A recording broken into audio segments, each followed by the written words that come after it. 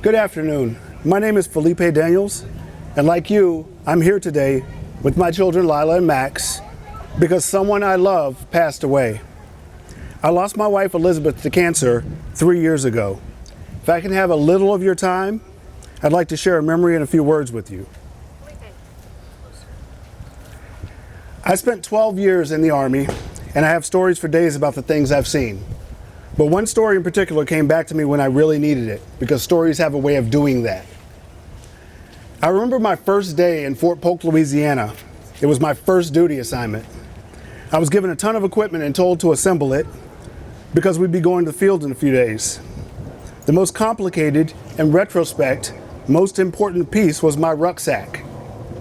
There was a giant pouch, straps, a frame, a waist belt. There was a whole lot of stuff. And it was real different than the thing I'd used in basic, so I had no idea what I was looking at. I didn't know what to do with it, but I had to do something. I was too embarrassed to ask for help, so I just fumbled and fiddled around with it for a few days. And then dread, frustration, anger, a bunch of emotions settled in, and I just tossed it aside. Finally, the day of, I picked it up, shoved everything I had into the bag as hard as I could, including the frame. Threw it on my shoulders. Weighed a ton, sat funny. I didn't care. I didn't know what I was doing. I was overwhelmed. I just moved on with my life. So I show up to the formation where we're getting ready to go to the field. Everyone was gathered up.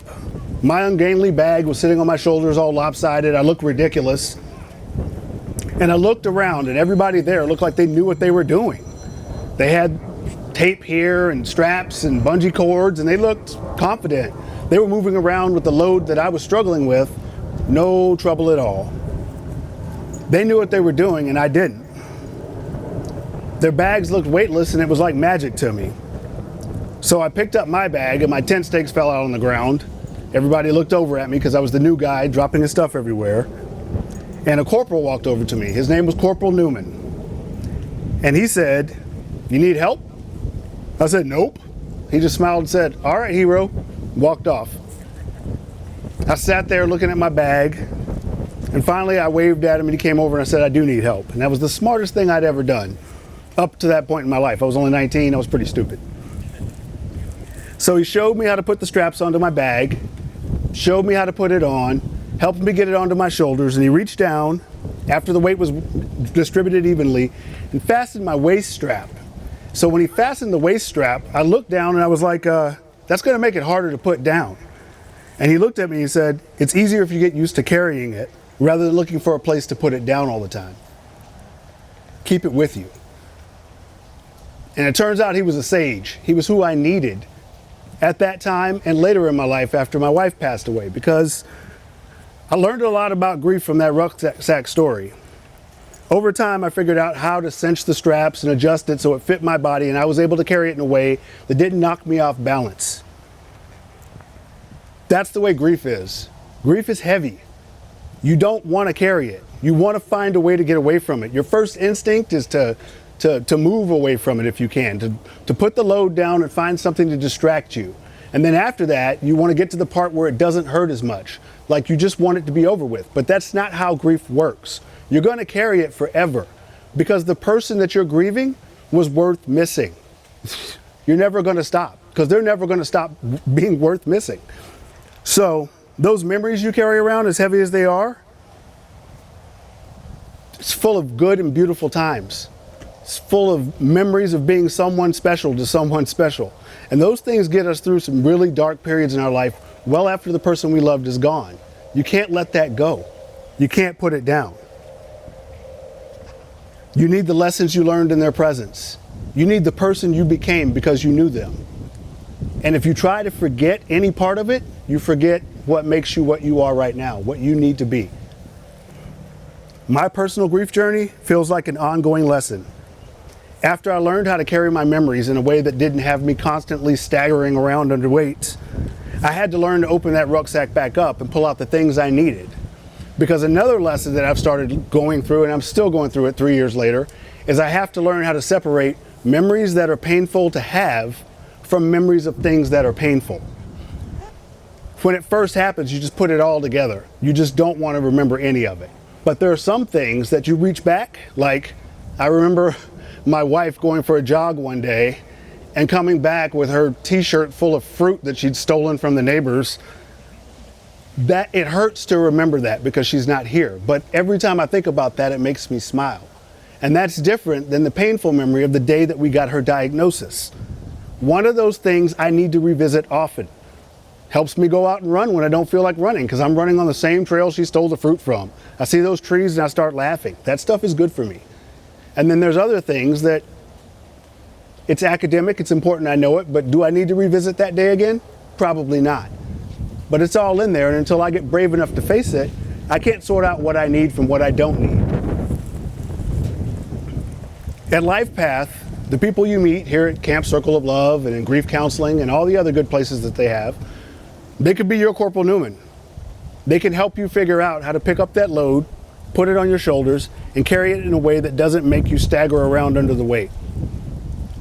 Makes you comfortable with what you get to carry for the rest of your life, which is memories, and they're beautiful, they're good. You don't want to get rid of them. The goal should be to learn to carry those bittersweet memories of someone you can't help but miss in a way that doesn't knock you off balance. You have to learn that that weight on your shoulders is not just a burden, it's also full of treasure.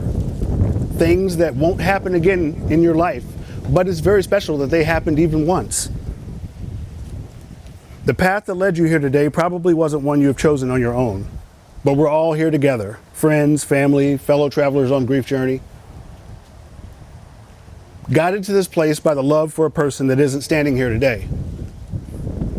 But they live on through you. They live on through the games you learned how to play, the jokes you tell, the things you do like they did. They're here with you right now in everything you do. When my wife passed away, I didn't think I would need days like this. Days where I could interact with people that understand that nagging feeling that's always there, where even when everything's perfect, something's off. I didn't know how good it would be to be around people that feel the same way. Like I don't have to explain it to them. Speaking the language of grief with people that speak it too, even if they didn't choose to, is important. For many of us, it was probably easy to come to this camp today and enjoy a day with family and newfound friends. But it's possible someone here today had to talk themselves into every step they took. They had to convince themselves to get out of bed this morning. They had to convince themselves to get dressed.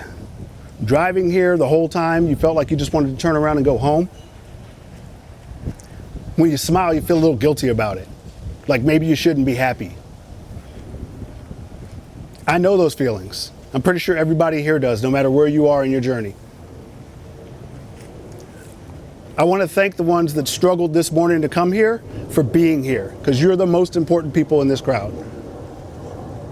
That step you took this morning is probably the biggest step that any of us has taken in a long time.